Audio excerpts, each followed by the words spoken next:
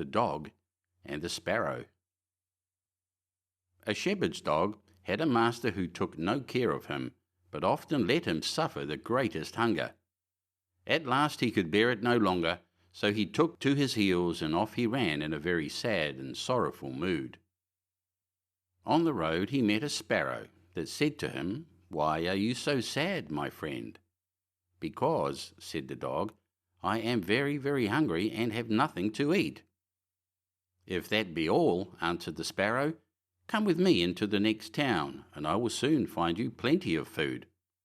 So on they went together into the town, and as they passed by a butcher's shop, the sparrow said to the dog, "Stand there a little while till I peck you down a piece of meat."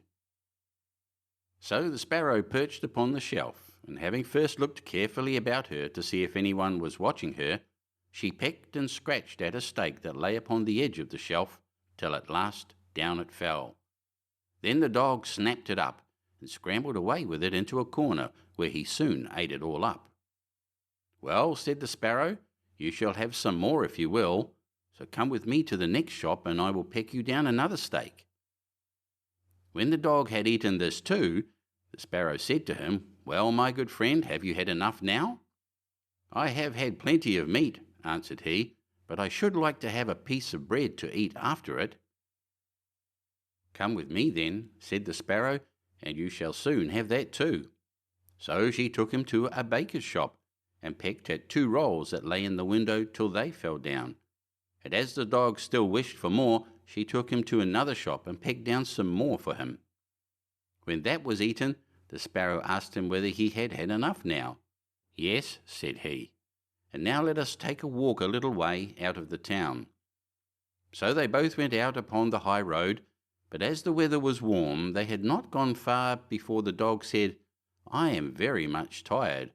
I should like to take a nap." "Very well," answered the sparrow, "do so, and in the meantime I will perch upon that bush." So the dog stretched himself out on the road and fell fast asleep. Whilst he slept, there came by a carter with a cart drawn by 3 horses and loaded with 2 casks of wine.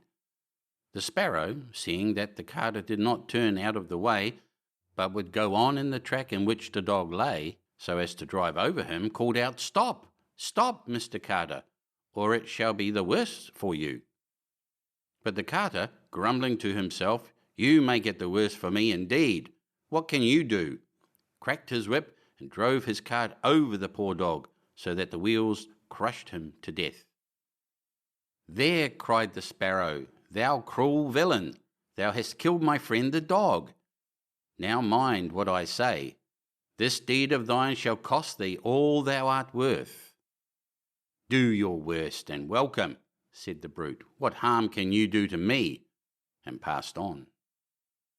But the sparrow crept under the tilt of the cart and pecked at the bung of one of the casks till she loosened it, and then all the wine ran out, without the carter seeing it. At last he looked round and saw that the cart was dripping, and the cask quite empty.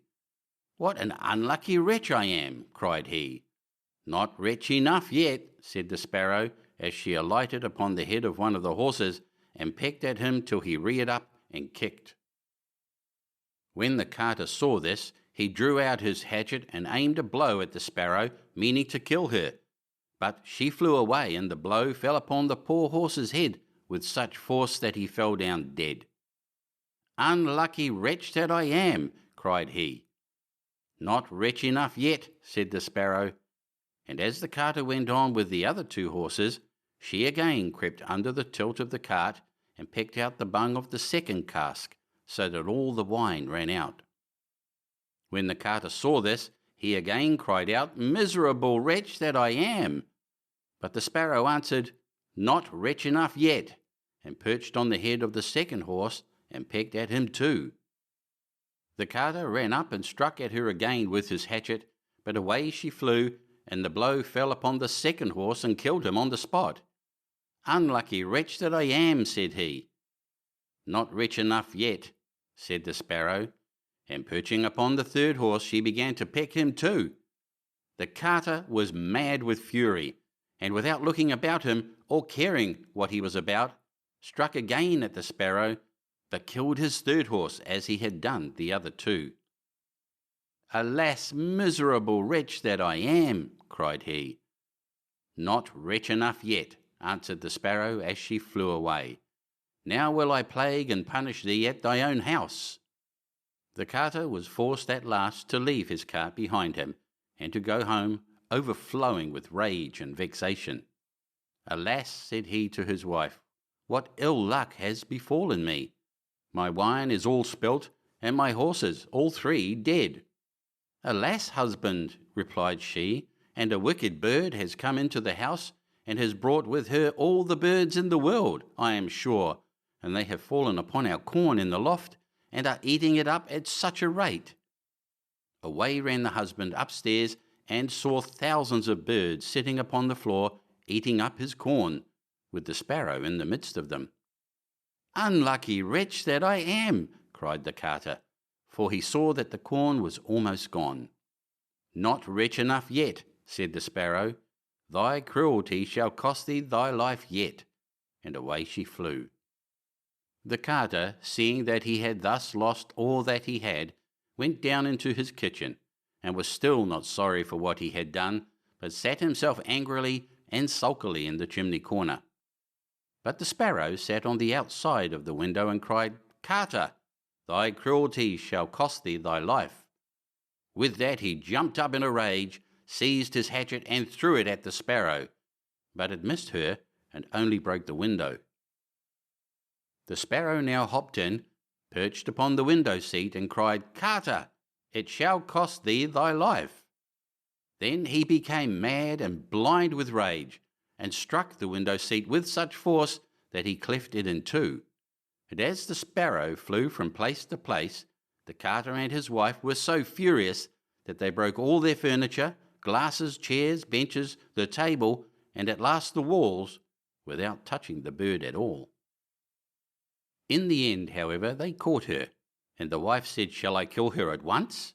"No," cried he, "that is letting her off too easily. She shall die a much more cruel death. I will eat her." But the sparrow began to flutter about and stretch out her neck and cried, "Carter, it shall cost thee thy life yet." With that he could wait no longer, so he gave his wife the hatchet and cried, "Wife, strike at the bird and kill her in my hand." And the wife struck, but she missed her aim and hit her husband on the head so that he fell down dead, and the sparrow flew quietly home to her nest.